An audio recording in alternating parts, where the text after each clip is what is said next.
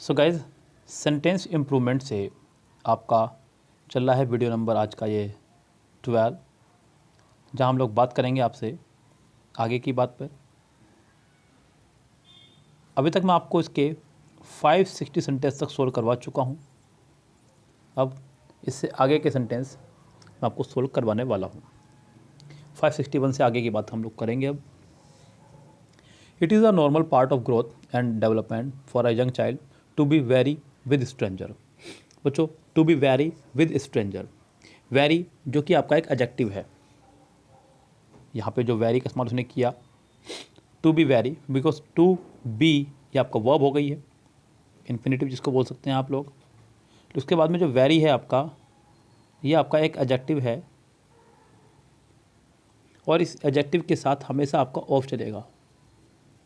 Very के साथ हमेशा आपका चलेगा ऑफ। सो गाइस यहाँ पे सेंटेंस में विद नहीं, आपका ऑफ होना चाहिए था, तो सेंटेंस रहता correct.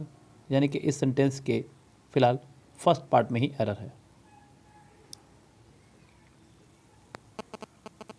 Sentence number next, finished my work I went out to play. Sentence को शुरू करना चाह रहा है फिनिश्ड से।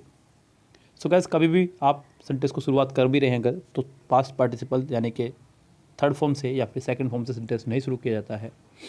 अगर आप इसे शुरू करना चाह रहे हैं तो शुरू कीजिए हैविंग से, हैविंग प्लस थर्ड फॉर्म, या फिर आप इसे शुरू कीजिए आफ्टर से। किस शुरू कीजिए? आफ्टर से, after plus ING form, after plus ING form. तो हैविंग फिनिश्ड माई वर्क, हालांकि यहाँ पे है having completed my homework, having completed my homework I went out to play. Guys ये हैविंग का एक स्ट्रक्चर है। अगर सेंटेंस में हैविंग प्लस वर्ब की थर्ड फॉर्म दी हुई हो तो नेक्स्ट पार्ट में सब्जेक्ट प्लस वर्ब की सेकंड फॉर्म आया करती है, जिसका मतलब होता है बाद। क्या होता है? बाद। अपना काम ख़त्म करने के बाद वह नेहरू मार्केट गई, या फिर कुछ भी उसने किया। तो गाइस यहाँ पे सेंटेंस में एरर है आपके। इसका आंसर करेक्ट हो जाएगा आपका थर्ड पोर्शन करेक्ट। कौन सा करेक्ट हो जाएगा? थर्ड पूरी तरह से करेक्ट। आगे बढ़िएगा, कह रहा है कि वी वेटेड इन 6 आवर्स। बच्चों, वेट के साथ में हमेशा आपकी फिक्स प्रिपोजिशन 4 चला करती है। कौन सी? 4। तो यहाँ पे इन नहीं 4 होना चाहिए था। सेंटेंस का आंसर हो जाएगा आपका सेकंड करेक्ट। बिल्कुल फिक्स हैं ये चीज़ें, आपको पता है। A pair of slippers is cheap nowadays. बच्चों, अ पेयर ऑफ स्लीपर ही इस्तेमाल किया जाता है, अ पेयर ऑफ स्लीपर नहीं। तो ये अ पेयर ऑफ स्लीपर्स ठीक है, लेकिन वर्ब आपकी अ पेयर के हिसाब से आ रही है इज़। चीप आपका एक एडजेक्टिव है। सेंटेंस बिल्कुल करेक्ट है, सेंटेंस में कोई भी दिक्कत यहाँ पे नहीं है आपकी। A pair of slippers. So guys sentence हुआ आपका ये no improvement. 565 a lot of water. बच्चों यहाँ पे लॉट्स ऑफ, लॉट ऑफ कुछ होता ही नहीं है, या तो होता है आपका लॉट्स ऑफ या होता है आपका सीधा अ lot of. Yes, lot of कुछ नहीं होता है, तो यहाँ पे गलती है। या तो इसे आप लॉट्स ऑफ कीजिए या फिर अ लॉट ऑफ कीजिए, कुछ तो करना होगा, अन्यथा ये गलत है। जबकि आप इसे लॉट्स ऑफ नहीं कर सकते बिकॉज वाटर अनकाउंटेबल है, तो यहाँ पे अ लॉट ऑफ ज़्यादा बेटर रहेगा। लेकिन वाटर में ऐसे नहीं लगाएंगे, तो इसका आंसर आपको हो जाएगा सेकंड वाला correct, a lot of water. The speech he gave was highly informative. जो स्पीच उसने दी वो बहुत हाईली इन्फॉर्मेटिव थी। तो गैस स्पीच के लिए हम लोग गेव का इस्तेमाल नहीं करते, या तो डिलीवर या फिर मेड। हालांकि यहाँ पे डिलीवर है लेकिन वो सेकंड फॉर्म में नहीं है, इसलिए ये रेस से बाहर हुआ। अभी फिलहाल हम लोग लगाने वाले हैं यहाँ पे मेड, यानी कि इसका आंसर आपका हो जाएगा second correct. She is tall as me. बच्चों यहाँ पे she is tall as me नहीं, she is as tall as I. As के बाद हमेशा सब्जेक्ट का इस्तेमाल करते हैं, नॉट ऑब्जेक्ट का। ऑब्जेक्ट का इस्तेमाल हम लोग कंपैरेटिव डिग्री में कर सकते हैं, वो भी तब जब ऑब्जेक्ट की तुलना ऑब्जेक्ट से हो रही हो और सब्जेक्ट की तुलना सब्जेक्ट से हो रही हो। तो फिलहाल यहाँ पे हम लोग लगाएंगे she is as tall as I, वह उतनी ही लंबी है जितना लंबा मैं। तो she is as tall as I am, जो कि हमारा पहला ऑप्शन में है। तो गाइस यहाँ पे सेंटेंस का ऑप्शन हो जाएगा पहला ही correct. Even though she was disliked by her in laws at the beginning of her marriage, she did manage to win their heart. तो हालांकि उसे शुरुआत में नापसंद किया गया, लेकिन फाइनली वो उनका हार्ट जीतने में कामयाब हुई। टू के बाद फर्स्ट हो, और इस ससुराल वालों के लिए देर का इस्तेमाल किया उसने, इन लॉज वालों के लिए सो गैस ये भी ठीक है आपका सेंटेंस, ये है आपका नो इम्प्रूवमेंट, इसमें आपको नहीं करना है कुछ भी changes. My uncle and mentor, guys यहाँ मेंटर का जेंडर क्लियर नहीं है। जब दो नाउन एंड से कनेक्टेड हो, जब दो नाउन एंड से कनेक्टेड हो और पहले वाले से पहले कोई डिटरमाइनर हो, जैसे कि माई, ओवर, योर, देयर, हिज, हर आदि कुछ भी, तो क्या ध्यान दें, अगर यहाँ पे दोनों के जेंडर क्लियर हैं, दोनों के जेंडर क्लियर हैं, तब तो आप लगाने वाले हैं प्लूरल। बच्चों ये बात सुन लीजिएगा, मैं लिखूँगा नहीं यहाँ पे, सिर्फ बोलूँगा, आप लिखा करें इस बातों को, ऐसी बातों को। जब जेंडर क्लियर होंगे, मैंने कहा my uncle and aunty, my uncle and aunty, uncle का जेंडर क्लियर है, आंटी का जेंडर क्लियर है, आप यहाँ पे प्लूरल लगाएंगे। लेकिन जब जेंडर क्लियर ना हो, या तो दोनों का या दोनों में किसी एक का, तो आप सिंगुलर वर्ब लगाएंगे। जब जेंडर क्लियर ना हो तो कौन सी वर्ब लगाएंगे? Singular verb. यहाँ यही हो रहा है, मेंटर का जेंडर क्लियर नहीं है तो आप यहाँ पे आर नहीं इज़ का इस्तेमाल करेंगे, मेंटर इज़, क्योंकि हो सकता है ऐसे में ये अंकल ही उसके मेंटर हों। सो सेंटेंस का ऑप्शन हो जाएगा पहला correct. You can't avoid notifying the building while traveling. Guys, avoid का मतलब होता है बचना। You can't avoid notifying. You can't avoid notifying. You can't avoid noticing, not notifying. Notify आपका एक वर्ब है जिसका मतलब होता है किसी को सूचित करना, इन्फॉर्म करना। जबकि आप बात कर रहे हैं ध्यान देने की, तो यहाँ पे नोटिसिंग हो जाएगा। अवॉइड के बाद ये बात पक्की है बच्चों कि हमेशा जीरंड आया करता है, माफ़ी चाहूँगा बच्चों हमेशा जीरंड आया करता है, लेकिन यहाँ पे नोटिसिंग आएगा आपका। सेंटेंस का आंसर हो जाएगा third correct. I am taking a book with me so that I will have something to read on train. तो मैं अपने साथ बुक लेकर जा रहा हूँ जिससे कि मैं कुछ पढ़ सकूँ। So I will have something to read, sentence ये आपका बिल्कुल करेक्ट है, सेंटेंस में कोई एरर नहीं है, ये कहलाएगा आपका नो एरर। रोज़ा hated to work under the landlord resulted in animosity. So guys, रोज़ा को पसंद नहीं है काम करना अपने लैंडलॉर्ड के अंडर में, तो hated यहाँ पे ऐसे नाउन इस्तेमाल हुआ है। बैर, घृणा, इस तरह के लिए क्या करते हैं। हालांकि यहाँ पे ऑप्शन हमारे पास है डिसगस्ट, डिस्टेस्ट, रिसेंटमेंट। तो यहाँ पे रिसेंटमेंट नाराज़गी या फिर अप्रसन्नता आप यहाँ पे इस्तेमाल करें, अच्छा होगा, क्योंकि ये भी एक नाउन है। और जब दो नाउन एंड से जुड़ते हैं, नोट एंड से जुड़ते हैं, जब दो नाउन इकट्ठे आएंगे तो पहले वाले नाउन के साथ में हम लोग एपोस्ट्रोफिस एस लगा देते हैं, जो उसने लगाया। तो गए सेंटेंस का आंसर यहाँ पे थर्ड हो जाएगा proper. The celebration was abandoned due to heavy rains. Celebration जो है अबेंडेंड यानी कि रुक गया हैवी रेंज की वजह से। द सेलिब्रेशन वॉज अबेंडन नहीं, पोस्टपोन। अबेंडन का मतलब होता है छोड़ देना या त्याग देना। क्या होता है? छोड़ देना या त्याग देना। जबकि यहाँ पे कहना चाह रहा है कि कैंसिल हो गया प्रोग्राम, स्थगित हो गया, तो पोस्टपोन ज़्यादा बेटर रहेगा। It is a myth that drinking within limits helps to improve. बच्चों टू के बाद हमेशा वर्ब की फर्स्ट फॉर्म आया करती है, कभी भी टू के बाद में हम लोग ऐसी आई इसका इस्तेमाल नहीं किया करते हैं। तो helps to improve, helps to improve, यहाँ पे आप ऐसा कर सकते हैं, या फिर हेल्प्स इम्प्रूव, बस ऐसा भी कर सकते हैं। तो गाइस यहाँ पे सेंटेंस का आंसर हो जाएगा आपका हेल्प्स इम्प्रूव, यानी कि fourth option correct. As much as I tried to reduce my weight I ended up nowhere. So guys यहाँ पे ये एक आपका इडियोमेटिक वे की तरह इस्तेमाल हो रहा है, एंडेड अप नोवेयर। तो इसमें तो कोई गलती नहीं है, बिल्कुल सेंटेंस का मीनिंग से निकल रहा है, यानी कि कोई परिणाम ना निकलना। सेंटेंस का आंसर आपका हो जाएगा no improvement. The car with a burst tyre halted swiftly. तो कार जो कि फटे हुए टायर के साथ में जो है हॉल्टेड स्विफ्टली, हॉल्टेड नहीं जॉल्टेड टू अ हॉल्ट, झटके लेते हुए चलना, झटके लेते हुए चलना, jolted to a halt.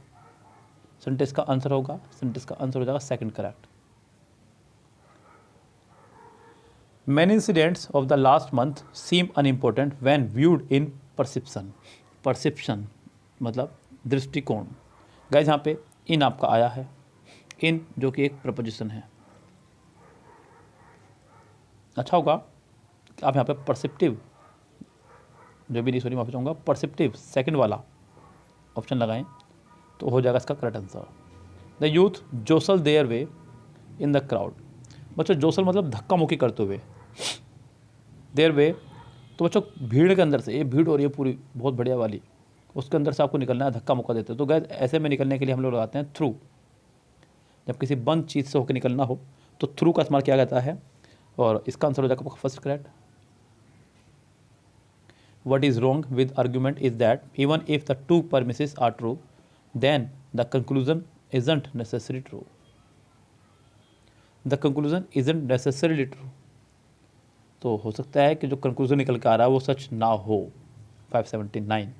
So the conclusion will be true, क्योंकि पिछले वाला सेंटेंस में जो है उसने इवन का इस्तेमाल किया है, रॉन्ग का इस्तेमाल किया है, सेंटेंस अपने आप में नेगेटिव भावना से चल रहा है, तो नेक्स्ट सेंटेंस जो है पॉजिटिव भावना के साथ चलना चाहिए था, जो कि आपका हो जाएगा third correct.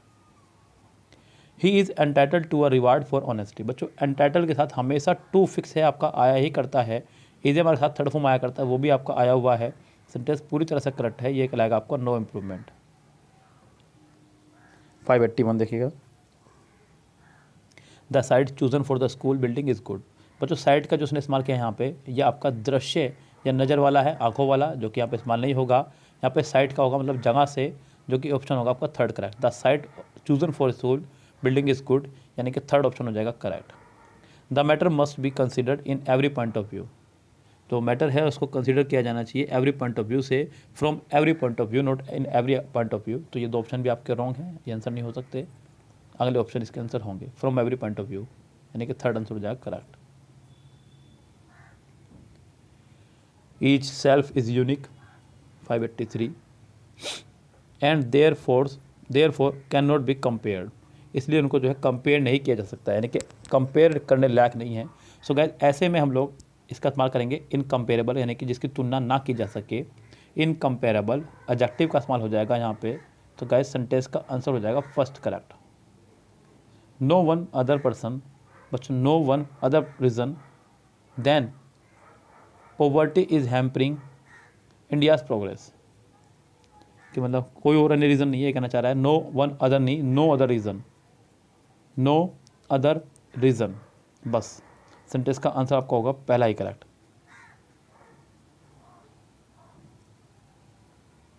85 the custom has took. बच्चों हैज़ के साथ में वर्ब की थर्ड फॉर्म का इस्तेमाल किया जाता है, नॉट सेकंड फॉर्म का।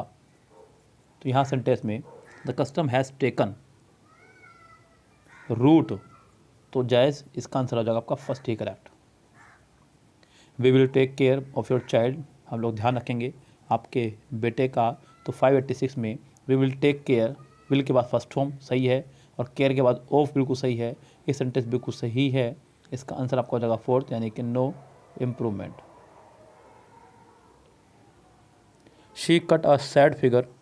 बच्चों ये एक इडियम होता है आपका, cut a sorry figure, cut a sorry figure, not cut a sad figure.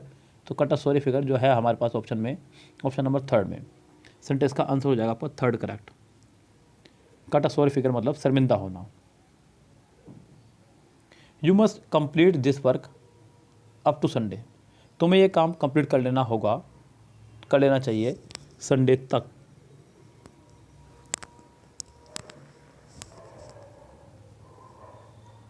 Future time में तक के अर्थ में हम लोग बाय का इस्तेमाल करते हैं। किसका इस्तेमाल करते हैं? बाय का। मैंने कहा by 15 March I will have finish my किरण न्यू बुक। 15 मार्च तक मैं किरण की न्यू बुक ख़त्म कर चुका हूँगा। तो बाय प्लस फ्यूचर टाइम के साथ में हम लोग जब इस्तेमाल करते हैं तो यहाँ पे बाय आपका मीनिंग देता है तक का।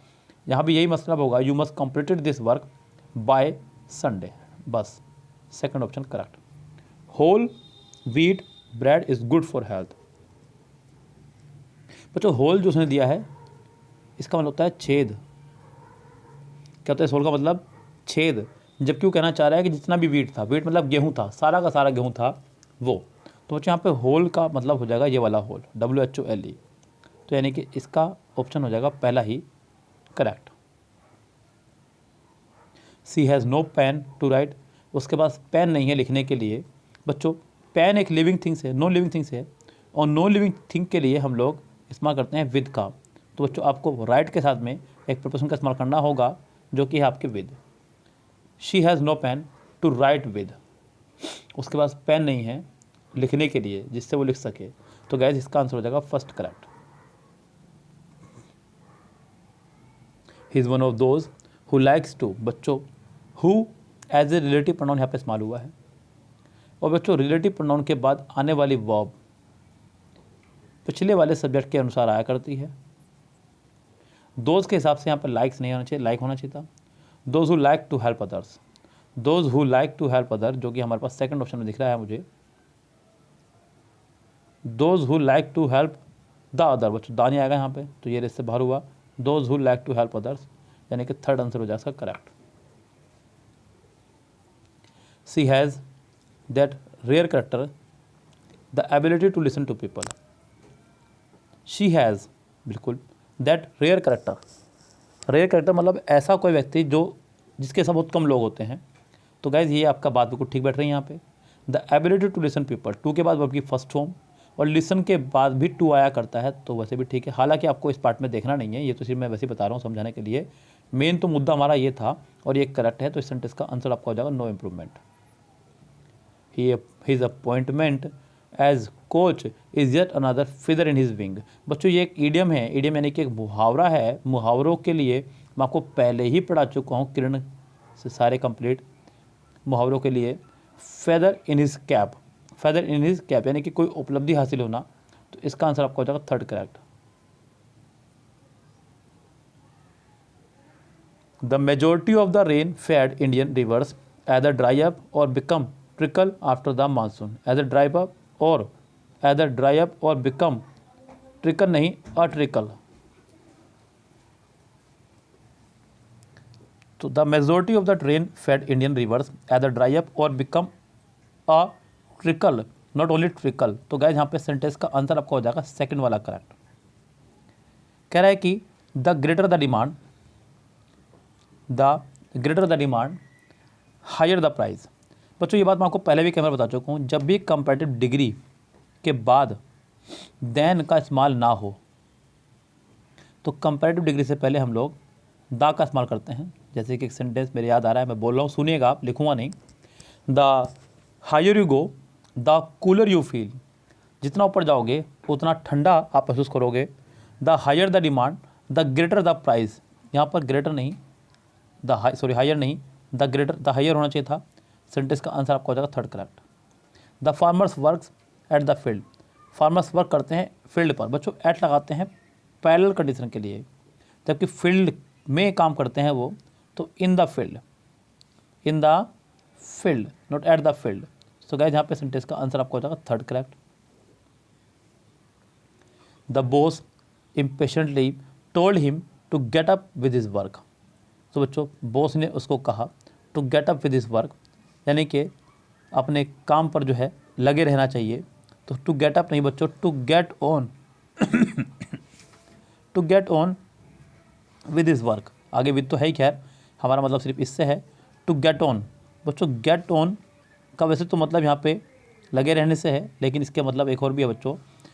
गेट ऑन का मतलब होता है चढ़ना किसी वाहन वगैरह पे, खासकर उस वाहन पर जिस पर चढ़ने के लिए आपको स्टेयर्स का इस्तेमाल करना पड़े, लाइक बस या ट्रेन, एरोप्लेन, इन सभी के लिए गेट ऑन। तो गाइस यहाँ पे इसका आंसर आपका हो जाएगा फिलहाल तो टू गेट ऑन। द जजेस remarked on the high standard of entries for the competition, the जजेस रिमार्क्ड, बिल्कुल वेरी गुड। रिमार्क के साथ में हमेशा आपका ऑन आया करता है, जो कि है यहाँ पे, घबराने वाली बात नहीं है बच्चों। सेंटेंस बिल्कुल करेक्ट है, सेंटेंस में कोई एरर नहीं है। सेंटेंस का आंसर आपका हो जाएगा फोर्थ करेक्ट, नो इम्प्रूवमेंट।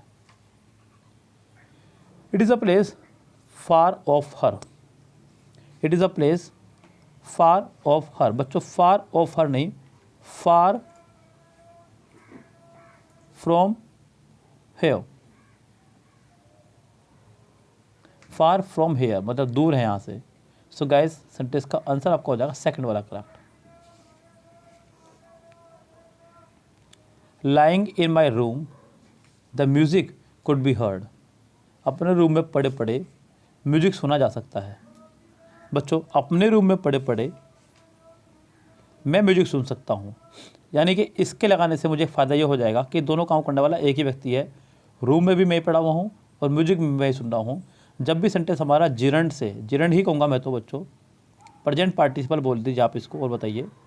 जब भी सेंटेंस हमारा प्रेजेंट पार्टिसिपल से या भी कुछ शुद्ध देसी भाषा में आ जाओ, जब भी सेंटेंस हमारा आईएनजी फॉर्म से शुरू होगा तो ये देखें कि दोनों काम को करने वाले व्यक्ति एक ही हैं या अलग अलग हैं। यहाँ दोनों काम को करने वाला एक ही व्यक्ति है। अपने रूम में पड़े पड़े म्यूजिक सुना जा सकता है। अपने रूम में पड़े पड़े मैं म्यूजिक सुन सकता हूँ।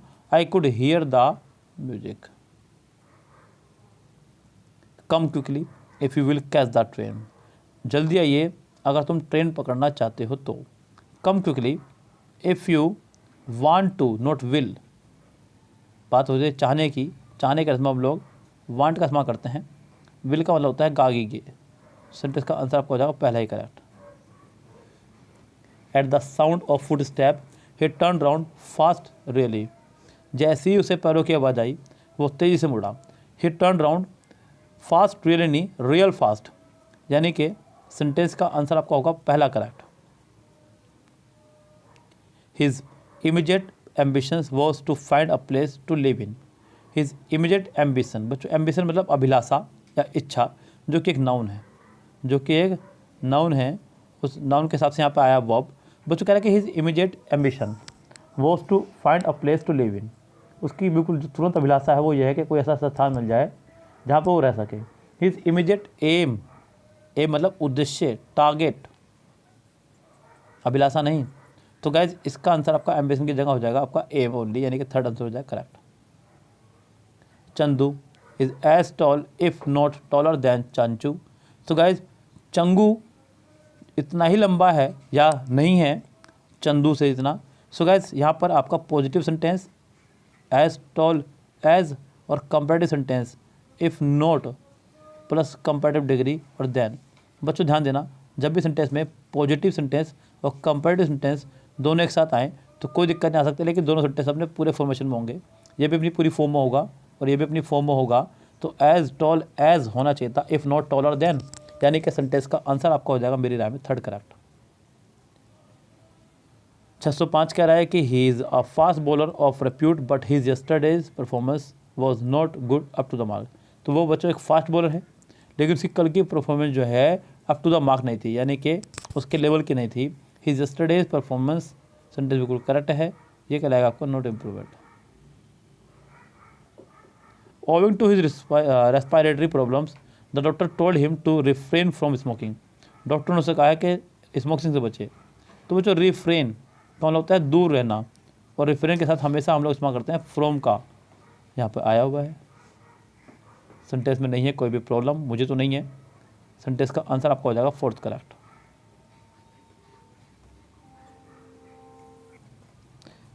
सेंटेंस नंबर 607 में क्या कह रहा है? कह रहा है कि नन नोज, कोई नहीं जानता, हाउ इट वॉज हैपन, कि ये सब कैसे हुआ। सो गाइज यहाँ पर सेंटेंस को पैसिव में ले जाने की कोई आवश्यकता नहीं है। आप कहें simple how it happened, how it happened. तो 607 का आपका आंसर जो है वो हो जाएगा थर्ड करेक्ट। उसके बाद यहाँ पे और भी बहुत सारे सेंटेंस हैं। सो गाइज फ़िलहाल आज की इस वीडियो में मैं 607 पर ही अपनी बातों करता हूँ स्टॉप। नेक्स्ट वीडियो में हम लोग 608 से आगे के सेंटेंस पे करेंगे चर्चा। तब तक के लिए लेते हैं आपसे विदा। Goodbye, have a nice day.